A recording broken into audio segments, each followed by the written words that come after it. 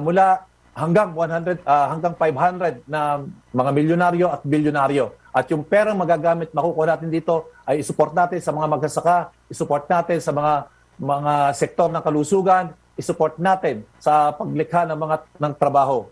To wrap up the 3-hour presidential forum, aspirants were asked why they should be the next president of the Philippines. Kaya subukan natin yung isang leader manggagawa na hindi nangangako, kundi sa mahabang panahon, sa loob ng 38 years, ay inilalaban na yung bit-bit na plataforma hanggang sa kasalukuyan. What we need is maganap ay tunay na solusyon. Towards the end of my term as president, there should be no doubt in the mind of every Filipino that we are better off than when we started, that our people trust their government much better than ever before. Dahil ramdam ko po ang naramdaman at pinagdaanan ng ating mga kababayan.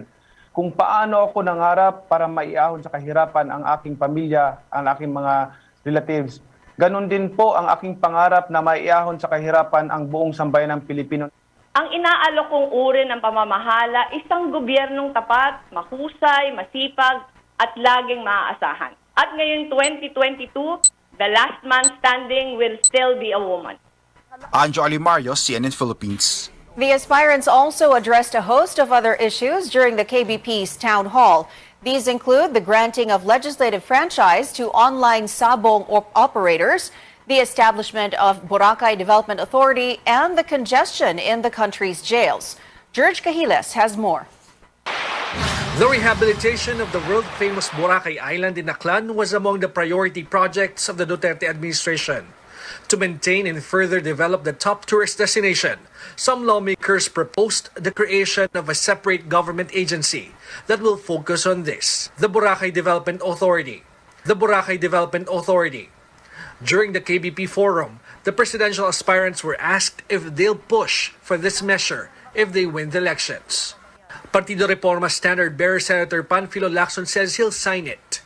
Bigyan natin ng pagkakataon yung talagang yung tourism area, magkaroon tayong parang tourism estate mentality, no? Na kung saan makapag-attract at ma-develop talaga yung tourism. Senator Manny Pacquiao thinks otherwise. He says the tourism and environment departments can carry out the development programs on the island with the help of the local government. Manila Mayor Isko Moreno and Vice President Leni Robredo agree. Huwag na tayo magdagdag ng bureau na meron naman nag-i-exist ngayon na sapat, epektibo, at mga lokal na pamahalang nakikinabang sa ekonomiya, trabaho at hanap buhay at negosyo sa lugar na iyon. For Labor Leader Leody de Guzman, participation of the community is important in the development of the area. The presidential hopefuls also shared different views on granting legislative franchise to operators of online sabong. Robredo says she does not agree with anything that can cause addiction. De Guzman is also not in favor. Dapat nating alisin yan at mas mag-focus tayo doon sa mga produktibong bagay na makakatulong sa ating mga mamamayan. Pacquiao and Moreno, meanwhile, are for the regulation of isabong. Ang mga tao na kumikita, kung gusto nilang magsugal, magpumusta, nasa kanila na po yun. Ituro na lang po natin sa kanila yung disiplina sa sarili. Lacson's stake is to thoroughly study the issue. On illegal drugs and jail congestion, Pacquiao wants to build a mega prison to help decongest the National Penitentiary. For Robredo, since most detainees at the Bureau of Jail Management and Penology facilities are suspected drug offenders, amending the dangerous drugs law may help. Para ayusin natin na meron na siyang delineation, ano ba yung gagawin kung ikaw ay drug user. Dapat iba-iba yung mga penalties na piniprescribe dito. De Guzman says drug addiction should be treated as a health issue. Moreno wants to address the root of the illegal drugs problem in the country, while Lacson wants a holistic approach, a balance of prevention, enforcement, and rehabilitation. Lacson is also pushing for regional jail facilities so families of inmates can easily visit them and help in their rehabilitation. George Cahiles, CNN Philippines. The KBP Presidential Forum quickly trended on social media with a number of netizens calling out Bongbong Marcos for skipping the event. Marcos' spokesperson Vic Rodriguez confirmed the former senator had a one-on-one interview with TV host Corina Sanchez this morning, saying it was one of the many activities they have in their full schedule today. Rodriguez also explained they would have attended the forum had there been no earlier commitments. He added they prefer one-on-one interviews so Marcos can explain his platforms better. If the program is for 1 hour, say for example, and there are 5 invited guests, tigi ilang minuto sila.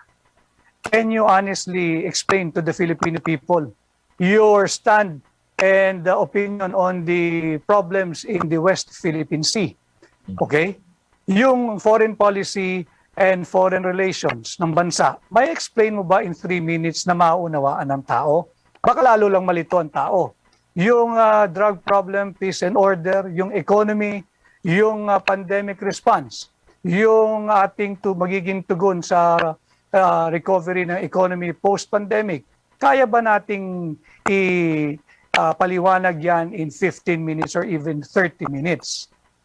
In a separate post, Sanchez confirmed the taping with Marcos and even listed some of the questions she asked. She later said, quote, "To be clear, when we invited BBM, it was his team who chose the time and date. We had no choice," end quote. Netizens also shared their sentiments about Vice President Leni Robredo's poor internet connection during the forum. Some praised her for showing up, while others suspect she only did so to appear as the good one. Robredo later apologized, saying the fault is all mine. She said her team tried to convince her to cancel all other engagements today, but she insisted on fulfilling all her commitments. The Vice President earlier explained they had to borrow an office near the airport to attend the forum, as she was initially scheduled to fly to Typhoon Odette affected areas in the morning. She had to move it to a later flight to make time for the forum. CNN Philippines is hosting 2 debates this month.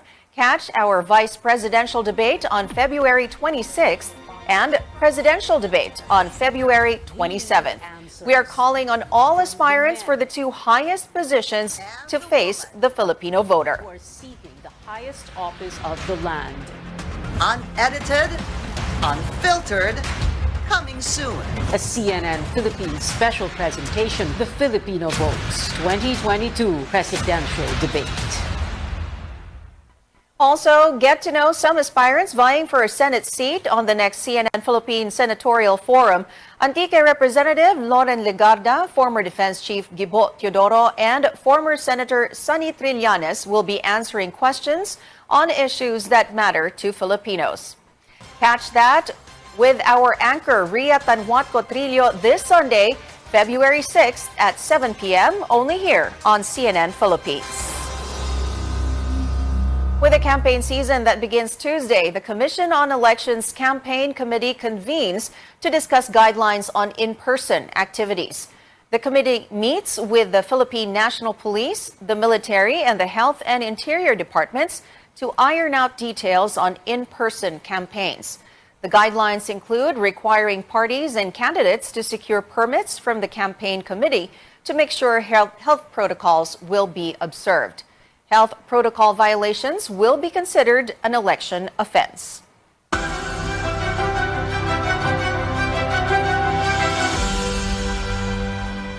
The COVID-19 vaccination of children 5 to 11 years old will push through next week. That assurance coming from health officials after the rollout initially scheduled for today was suspended because of logistical delays.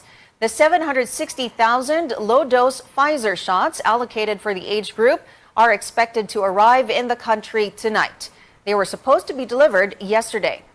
Children initially scheduled for vaccination on February 4th can get inoculated on Monday, February 7th. While the rollout that was supposed to take place this February 7th and 8th will be on Wednesday, February 9th. Vaccination for the age group will begin in Metro Manila as well as in selected areas in Central Luzon and Calabarzon. The rest of the regions will follow on February 14th. Starting ng madaling araw ng 5, magdi-deliver na po yan. So, start po ng 7 at saka 8 for the areas of NCR and selected areas of Region 3 and Region 4A. Kitalastasan din tayo kung maitutuloy natin yung isang area ng Cotabato Regional Hospital and one area in Davao. About 160,000 children in the age group have been registered for vaccination, including 100,000 kids from Metro Manila. Up next, 2 parents seek to stop the COVID-19 vaccination of kids aged 5 to 11. But the government says it is pushing through with a rollout next week. We speak to vaccine czar Carlito Galvez. And the bar examinations finally begin after being delayed for almost 2 years because of the pandemic. We take a look at how the first digital test took place when we return.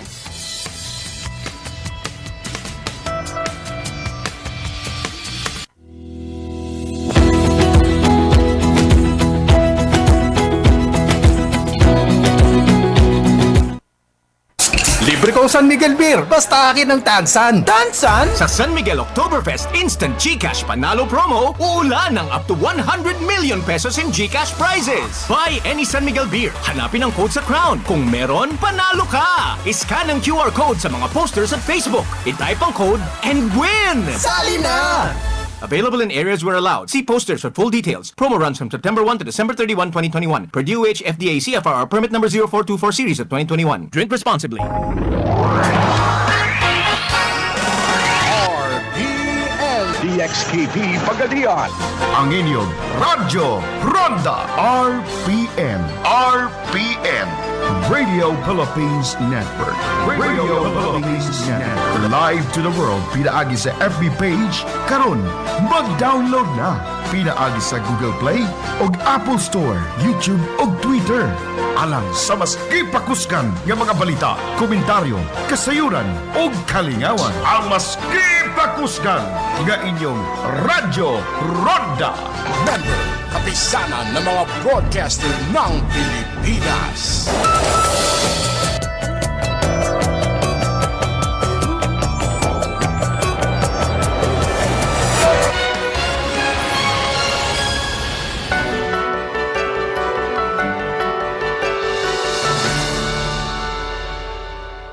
Welcome back to Newsnight. 2 parents have filed a petition before a Quezon City court to stop the COVID-19 vaccination of children 5 to 11 years old. Complainants Dominic Almelor, a former TV reporter, and Girly Samonte sought a temporary restraining order a day before the supposed rollout on Friday. Health officials have moved the vaccination to Monday, February 7th, due to logistical concerns. We now go above and beyond the headlines with vaccine czar Carlito Galvez. Good evening, sir. Welcome to Newsnight. Good evening po, Ma'am Enchu, at magandang gabi po sa ating po lahat. All right. Sir, vaccination for children aged 5 to 11 was supposed to start today, but it was pushed back to Monday, February 7. So can you give us more details on the reason for the delay, sir? Because of some logistical challenge, we were informed by the DHL that I believe the flight supposed to be today, yesterday, was canceled. Alam na po naman natin na talagang ngayong mataas po ang kaso ng Omicron. There are many cases na nakaka-cancel po yung mga flight. And we do understand. And ngayon po, we will go to the airport to receive yung 780,000 po na vaccine na darating po ngayon. So 730,000 doses, sir, or vials? Ito po 780,000 doses 80. po. 780,000. Ang isang vials po ay mayroon pong 10 doses. Okay, so final na po, the vaccination for children aged 5 to 11 will push through on Monday. Yes po, tuloy na po sa 6 po na lugar dito sa Metro Manila at 2 lugar po dito sa Region 4A. And also we will continue our vaccination sa 8 and 9, and also we will continue our vaccination to different regions this coming February 14. Okay. And we are very thankful na overwhelming po ang support ng mga parents at saka yung ating Philippine Pediatric Society of the Philippines is fully supporting us po. Okay. After this initial delivery po, any more expected deliveries of vaccines specific to kids aged 5 to 11? Ang in-order po natin lahat-lahat is 30 million. At darating po ngayong first quarter in tranches, 7.5 million and another 7.5 million sa second quarter. Pagka nagkaroon na po ng katuparan po yung ating tinatawag na contract for additional, we will be receiving more or less siguro 15 million during this first quarter. So after the first tranche of 780, this coming February 14 or 12, darating naman po yung another 780,000 and another 1.2 million the succeeding week of February. So all in all, this coming February, baka malaki-laki ang matanggap po natin. Okay, so these are all Pfizer doses, sir. So do you have any information on the EUA applications of other vaccines for pediatric vaccinations? Kasi if I remember correctly, may 3 pa po yun na brands na nag-apply for amendments to their EUA. Yung Sinovac, Covaxin, and Sinopharm. Kumusta na po yung progress dito, sir? Ongoing pa rin ang evaluations ng Vaccine Expert Panel at saka ng FDA. We are still awaiting, especially yung Sinovac at saka itong Sinopharm na meron tayong volumes na natira dito sa ating mga warehouses. And hopefully, within next week or next 2 weeks, magkaroon na po ng katuparan na may EUA na po. At mas maganda po yan para at least marami po tayong tinatawag po na options na magamit po ng mga vaccine. Okay. Well, just this week, sir, a petition was filed before the QCRTC to stop pediatric vaccinations. What steps is the government taking regarding this, and how do you think this will impact vaccination efforts in this age group? We are very confident na very minimal po ang magiging effect nito dahil kasi nakita natin na mas marami pong mga magulang na gustong-gusto pong mabakunahan ng kanilang mga anak. In fact, dito sa Metro Manila, 167,000 na po ang nagpa-rehistro. At ako po galing po sa Iloilo at saka Cebu at saka Bacolod. Sa Iloilo, more or less 42,000 po ang nagpa-registered. And we are very confident that though alam namin na may proseso po tayo, but we have a very strong support from the different medical associations, and in fact yung UNICEF and World Health Organization and the Pediatric Society of the Philippines will be joining us during the inoculation. Okay, but what even if you have the support of all of these groups, there still is obviously vaccine hesitancy in the country. What is your message to parents who are still vaccine hesitant up to now? Nakikita po natin na yung mga ating mga kabataan po ay talagang vulnerable po sa COVID-19. Nakita natin during the Delta, more than 9,000 ang na-hospitalized dun sa India, and also during the Omicron surge dito sa US, more than 400% ng mga kanilang mga natawag nating pediatric ang na-hospital. So ang nakikita po natin, ang panawagan po natin sa ating mga magulang, kailangan po talaga mabuo yung ating programa na buong pamilya po ang ating mabakunahan. Kasi pagka buong pamilya po ang ating mabakunahan ay we will keep the family safe, at mas maganda po na talagang yung mga bata po ay makawala na po sa restrictions, at the same time magkaroon na po tayo ng face-to-face. All right. Well, vaccination and booster efforts are still ongoing all throughout the country. Kumusta na po yung mga efforts na ito, especially dun sa mga malalayong lugar? Has accessibility issues been addressed, and how are LGUs coping, sir? Yes, maganda yun. Nakatutuwa nga tayo dahil kasi kahit na panahon ng election ngayon at very professional ang ating mga LGUs, talagang ginagawa nila, nag-house to house sila, at saka talagang ginagawa nila, barangay to barangay and house to house. And nung tayo nagkaroon ng tinatawag na pagkakataon na inopen up natin ang ating mga bakunahan dito sa mga butika, nakita natin naging maganda yung tinatawag nating accessibility at saka yung availability ng ating mga vaccines, lalo na sa mga different far-flung areas.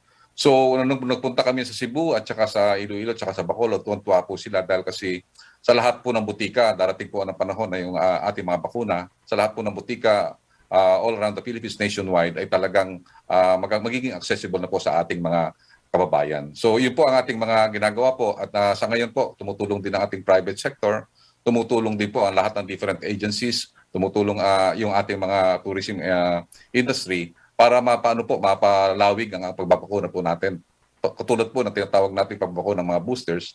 At the same time, maganda rin po ang reception ng children vaccination kasi 9 million na po ang nabakunahan po natin sa ating mga 12 to 17. All right, vaccine czar Carlito Galvez, thank you for your time, sir.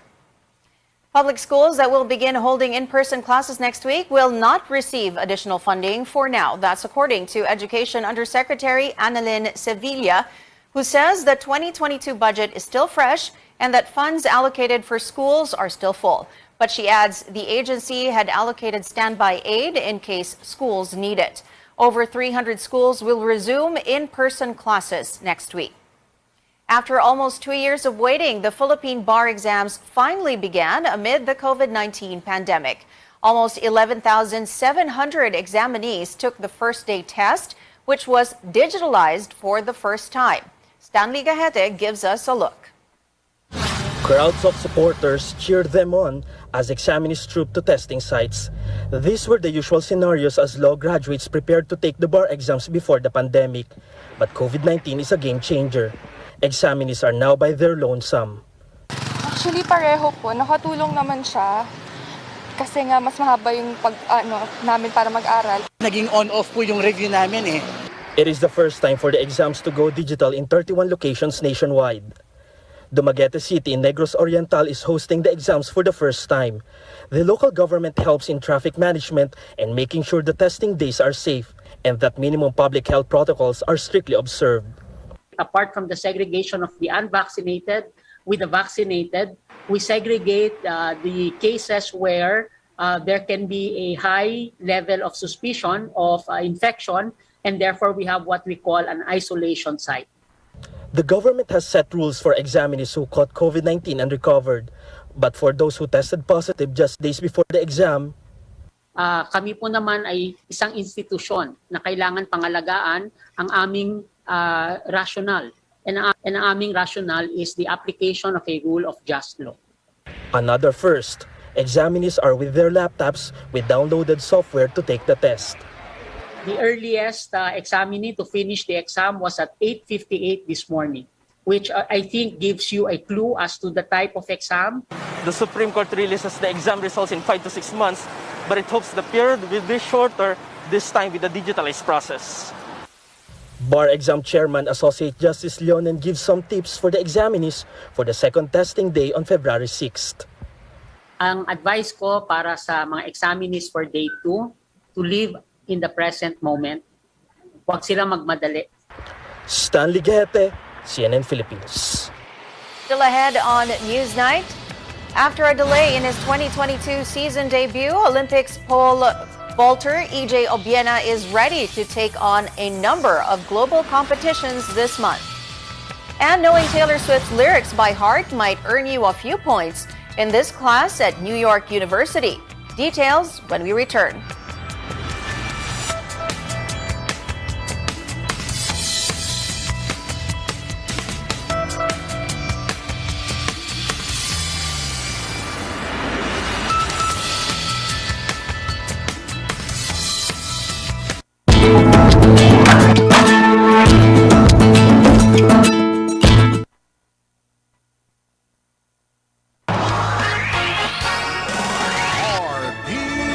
DXKP Pagadian. Ang inyong Radyo Ronda RPN. RPN. Radio Philippines Network. Radio Philippines Network. Live to the world. Pinaagi sa FB page. Karon, mag-download na. Pinaagi sa Google Play o Apple Store, YouTube o Twitter. Alang sa mas kipakuskan ng mga balita, komentaryo, kasayuran o kalingawan. Ang mas kipakuskan ng inyong Radyo Ronda. Member, kapisanan ng mga broadcaster ng Pilipinas.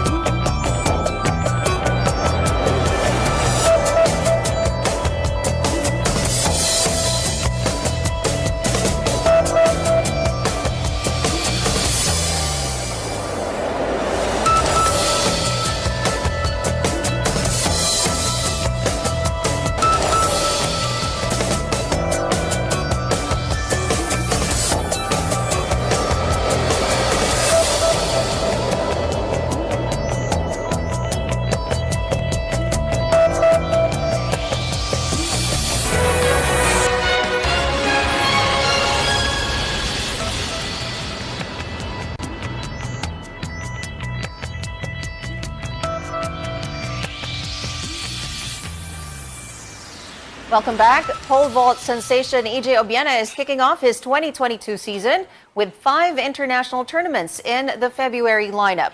The 25-year-old begins by defending his title in the ISTAF Indoor Athletics Meet tonight in Germany. The athlete also has scheduled competitions in Sweden, Poland, and France. The pole vaulter was set to start his season with the INIT indoor meeting in Germany last month, but pulled out to recover from knee surgery. In the NBA, take a look at this year's All-Star player pool. 2 from the Phoenix Suns, Chris Paul and Devin Booker, were selected as reserves. Captains LeBron James and Kevin Durant make their picks among the 14 reserve players next Friday in the NBA All-Star Draft Show. Taylor Swift fans, if you think you already know the Grammy-winning singer all too well, there's a class at New York University that can put that to the test. Variety reports the Clive Davis Institute opened a course on the famous pop star and how she evolved as a creative music entrepreneur. But students hoping to enroll might need to hurry. The magazine says the class already has a long wait list. And that's it for tonight. Join me again on news.ph at 7 p.m. I'm Menshu Makapagal sitting in for Pia Ontiveros. This is Newsnight, where we go above and beyond the headlines.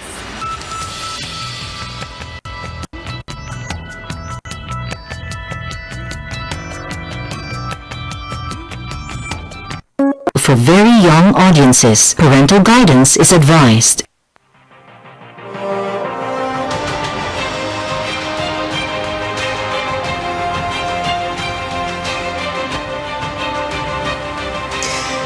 The chairman and 2 COMELEC commissioners will retire on February 2nd. Among them, Commissioner Rowena Guanzon, who has publicly disclosed her opinion to disqualify Bongbong Marcos from the presidential race even before the First Division releases its decision.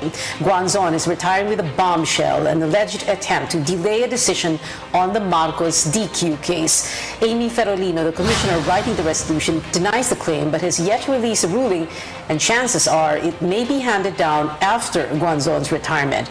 Now, in the middle of a word war, in the thick of ballot printing, despite a pending disqualification case, and just over 3 months before Election Day, can COMELEC rise to the occasion as the guardian of fair and credible elections?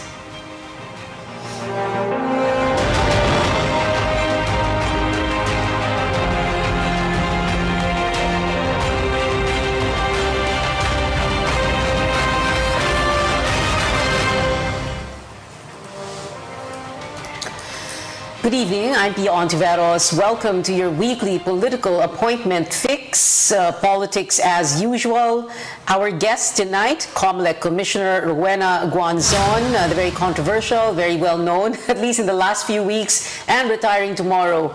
Rowena Guanzon, Commissioner of the Commission on Elections. Good evening, Commissioner Guanzon, and thank you so much for joining us. Can we begin with this?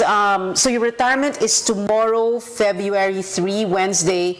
So you are considered retired at the close of office hours, 5 o'clock in the afternoon. No, at midnight tomorrow. Midnight? Okay, midnight, 12 midnight. Yeah. Paano po yun, ma'am? 12, itong February 2 midnight, is midnight. so like Yes. 1 a.m. retired. Oo. 12 o'clock. Okay, okay. So in other words, wala na po talagang chance na kahit na halimbawa bukas during office hours, si Commissioner Amy Ferolino will release her decision.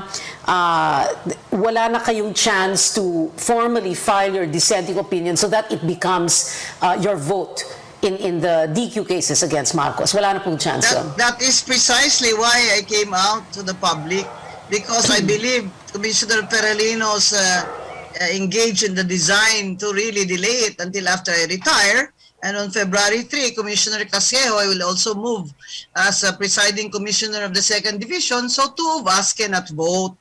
Can you imagine a junior commissioner hijacked our resolution by not writing her ponensya so that her 2 senior commissioners could not vote? It's never happened before in COMELEC, especially such a case of disqualification of a presidential candidate. So this is not an innocent, error on the part of Feralino, because our rule says she only has 15 days to submit her ponensya, and I have been asking her, and she came to my office personally before January 17 to consult me about two or so cases that we agreed on January 17. But anyway, even if her lawyers were sick, she could have written that. I mean, that's so simple. The answer is only 15 pages, Yeah. and all the Pero ma'am, facts are so you admitted said- already. It's so simple, but she cannot write it on time. Oo. Yeah, ma'am, you said that she agreed to January 17, but now she is claiming na wala naman daw talagang deadline. Kayo lang daw ang nagbibigay ng deadline. That's not true, because even without this Marcos case, in the previous cases, we three of us agreed by Zoom, so 7 days, because I was in Negros Occidental, and the papers have to go back and forth. And in fact, she came to my office, you know. Why is it that she can come to my office to consult me about the cases that she wants to release first? In fact, we took note that there were cases that were raffled after after Marcos, and yet she was able to release them and have me and Commissioner Casqueo sign it.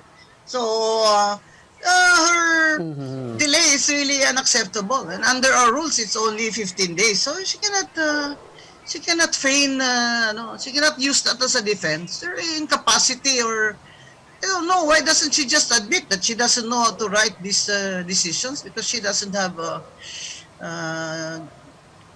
legal practice experience in the courts. It's a trouble. That's the trouble. I hope She doesn't that have next legal time the practice commissioners in the courts.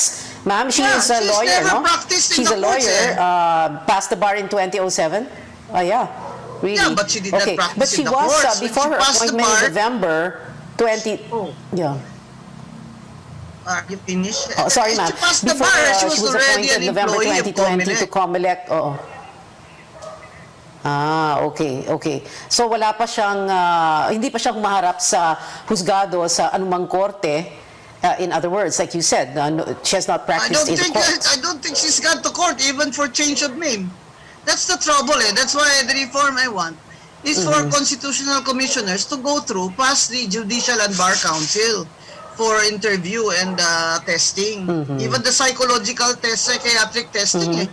Because these things, personality, will come out. If you are fit for this job.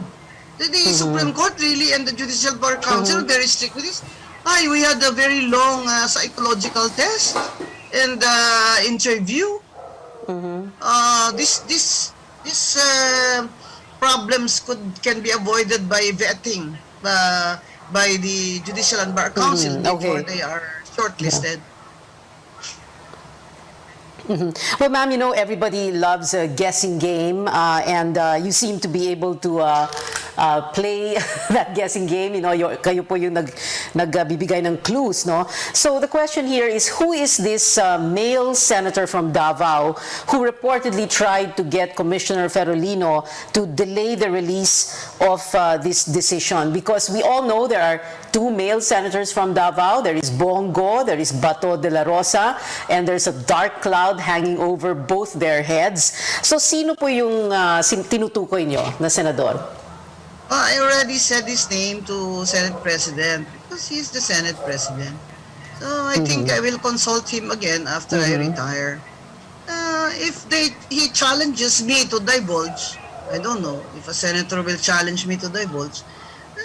If I am subpoenaed by the Senate, then I will go. Even if by the time I will already be a private citizen. Because it is the Senate who should hear this. Okay, right? but yeah. I mean, we cannot have our we cannot have this. Well, sinabi naman po ni ni Senate President Soto that you did speak to him, pero baka mahirap daw dahil kung motu proprio case ito, yung sa Ethics Committee, kailangan meron siyang personal knowledge, pero wala nga daw siya. So, paano po yun? How is this going to work? Can any senator ask you to speak before that? I don't know. I don't know how it's gonna go. So I'm just waiting here. Anyway, I already released my separate opinion. The people already know. And, you know, ayoko yan mga chismis na yan eh. But, Okay. but his wife already knows, Oo, I guess. ma'am, ayoko rin ng So, chismis that's kaya enough for me. nagtatanong ako. Oo. Okay, ma'am, But we're going anyway, I to will not take say a his very name quick here, break, you know. a 1-minute commercial gap. Yeah, oo. Ma'am, sandali Wait, don't say anything anymore muna. Sandali. We'll just go to a commercial break. Commissioner Rowena Guanzon of COMELEC is our guest tonight. We will be back after this quick break.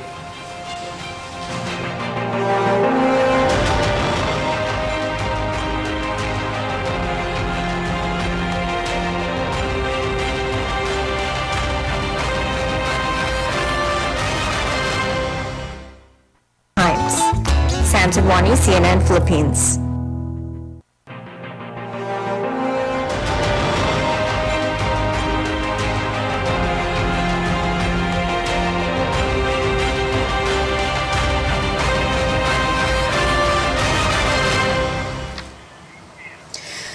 Welcome back to Politics as Usual. I'm Pia Ontiveros. Our guest is COMELEC Commissioner Rowena Guanzon, who is deemed retired from the COMELEC by 12 midnight, February to Wednesday. Commissioner Guanzon, kanina nga, I was so tempted to ask you, ma'am, can you please raise your right eyebrow if it is Bongo, or your left eyebrow if it is Bato de la Rosa? But like you said, you're not going to tell us.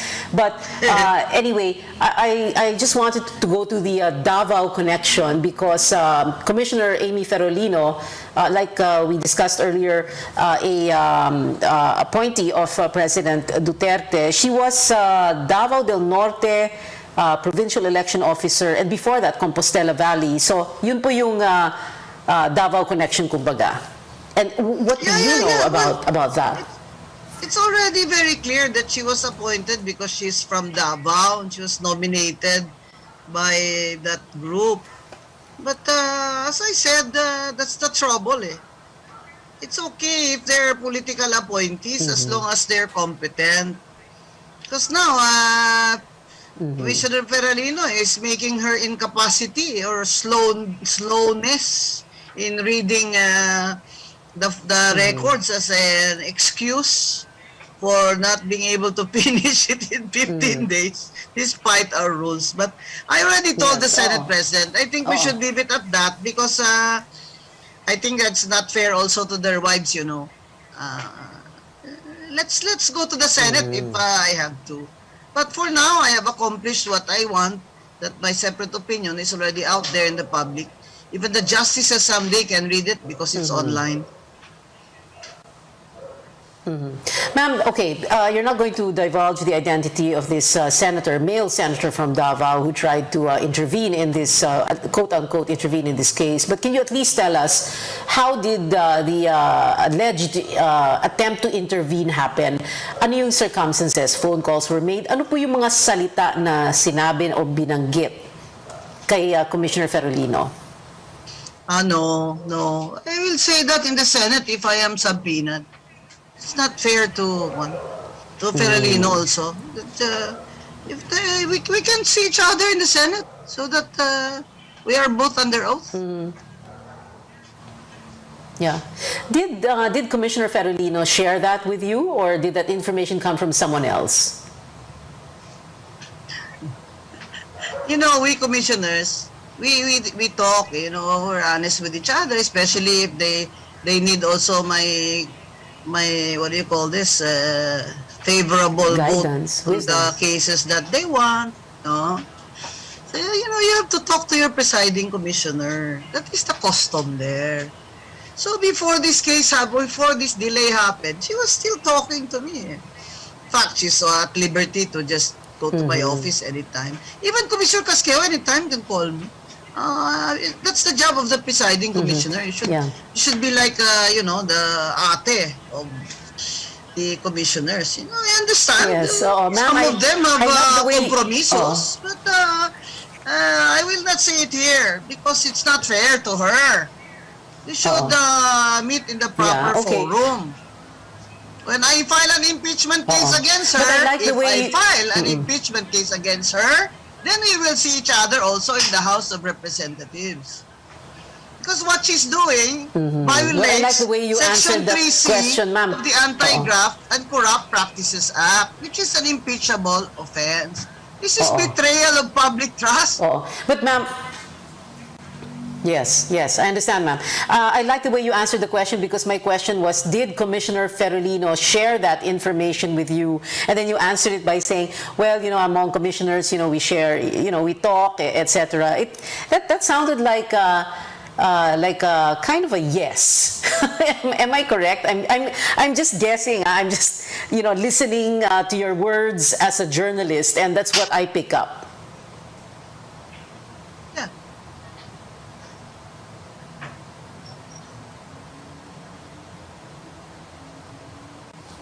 Yeah, I cannot believe that she can do this to me and Commissioner Casquejo because of what we talked about in my office. And my chief of staff was there.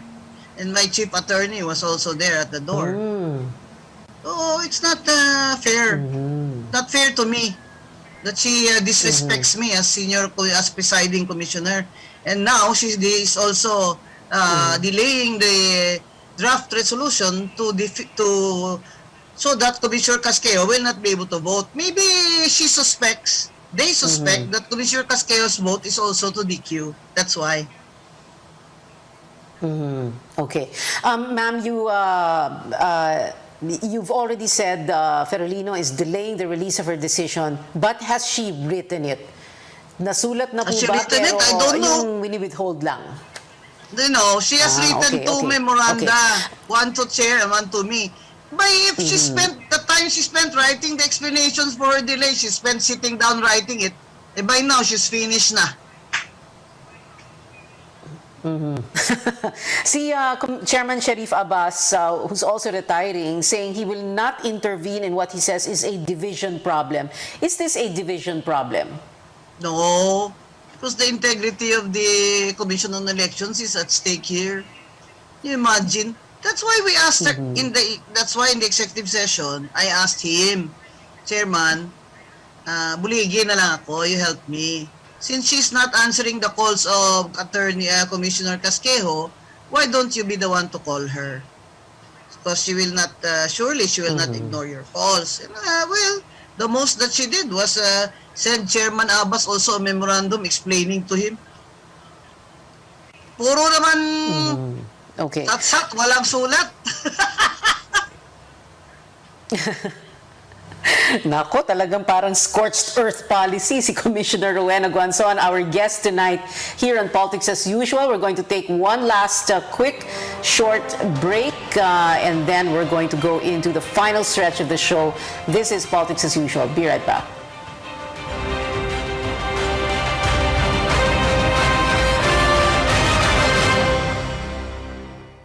Properly care for your teeth and gums.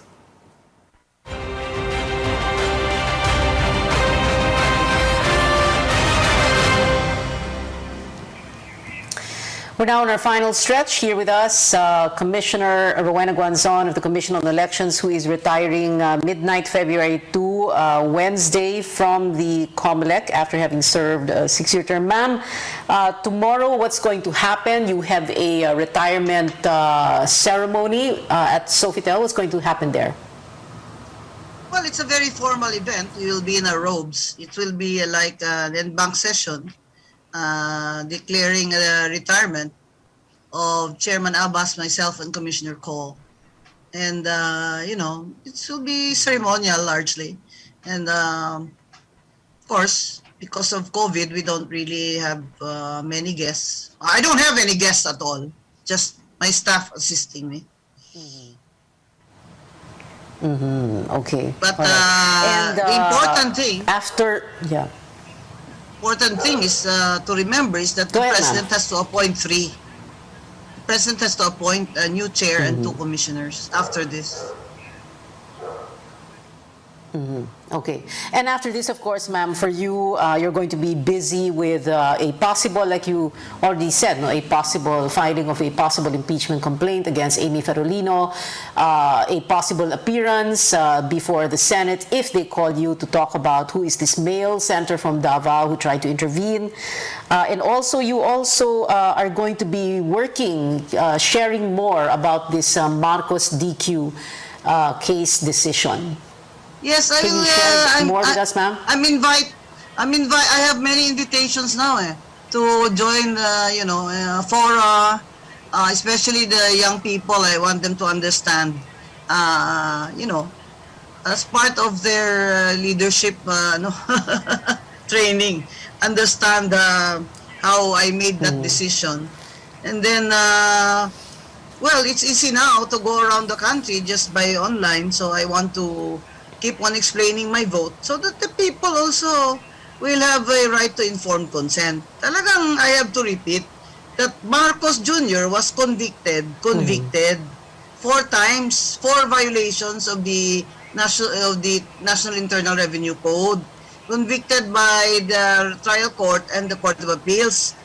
At hindi siya nagbayad ng multa.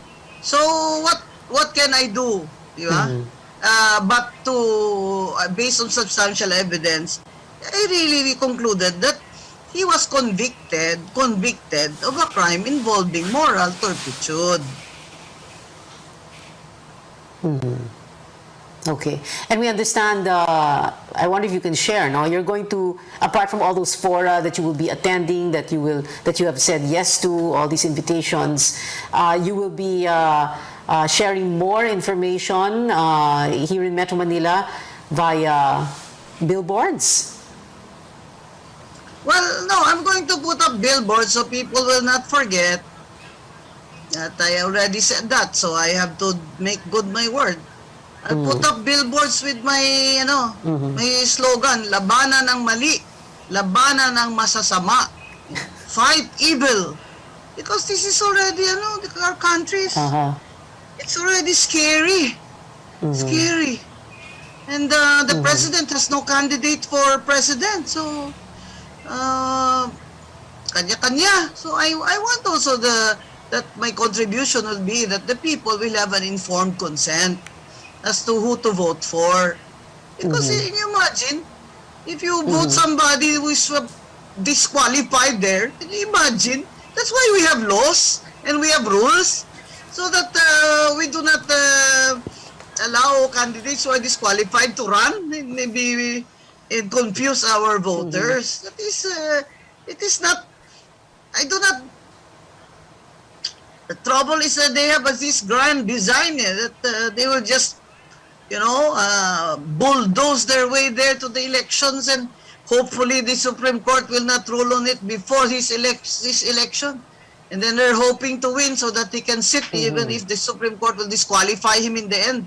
He's already there sitting for a few years. That's not fair to the people. That's not fair. I'm really hoping that this case, anyway, Ferolino has delayed it for a month, but she won't be able to. This will certainly go up to the Supreme Court before the election day. I am sure the other commissioners will have to take action. Otherwise, the people, the people are already complaining. And as you know, if I am not right, how come I'm trending in Twitter? Oh, how come for 3 days I've been trending on Twitter? How come the news, I have 800,000 views if I am not right? People are interested in what I said because it's the truth. Oh, it's the truth. We have to pray for our country. Have mercy. Lord, have mercy. Father, have mercy on our country. Where are we going? Quotable quote, if I'm not right, why am I trending on Twitter? Ma'am, also, what is your, what else is in the future, in the possible future, the near future for you? Well, first, I go home. I'll go to the mausoleum of my parents, and I'll treat my siblings to dinner, my retirement dinner. I'm also shortlisted as applicant for Deputy Ombudsman for the Visayas, so the President will pick among the 3 of us. And who are the other 2 candidates? one is from Davao, the other one is now a director in the Ombudsman office in Manila. I'm the only one from the Visayas. Okay, and if you become ombudsman, malay nyo, you never know, no? You will authorize the release of all salients. Yes, why? That's a public document. Why? In fact, I want the COMELEC someday, when you file for certificate of candidacy, if I were the chair, I will require them to attach your salin. How come in the, the confirmation of commissioners, we have to attach our salin? By the way, Commissioner Ferrarino was not able to, yes, ma'am. to explain her salin there in the Senate, but she was confirmed anyway. So you should disclose your salin. And why is it that you want to be in government and you don't want people to know what you own and what you owe? By golly, you have to explain where you got your money. Did you have a job? Did you have a business? You know what is the source of your funds? By golly. What's wrong with you people? You want to be leaders, but you don't want to disclose? What's this? That's wrong. You have to be true. You have to be tapat. You have to be honest. Ma'am, 5 minutes to go before 9 o'clock, and we have 30 seconds for your final words. And, well, it is 3 hours to go before you are retired from the COMELEC. Final words, ma'am. Well, I retire tomorrow, midnight. I want to tell the Filipino people that I am retiring with honor and excellence. I am retiring after 25 years in government service with integrity and excellence. And I have upheld the tradition of my family, my parents, and they are solidly standing behind me, as well as my close friends. I want to thank the Filipino people for having been patient with me, in listening to my reasons for my disclosure. And certainly, my term in COMELEC will not be the last of my career in government service. And I repeat, public office is a public trust. We should take that to heart, soul, and mind. In the service of the Filipino people, faithfully yours, Maria Rowena Amelia Villena Guanzon. Maraming salamat po. Salamat po. Maraming salamat po, Commissioner Rowena Guanzon of the COMELEC. Like you said, public office is a public trust. Salamat po, ma'am. We've been told before, don't talk politics at the dinner table or the family reunion or in Viber groups and risk digital warfare. But we can talk about it here on this show, your weekly political appointment fix, politics as usual. I'm Pia Ontiveros. See you back here next Tuesday, 8:30 p.m.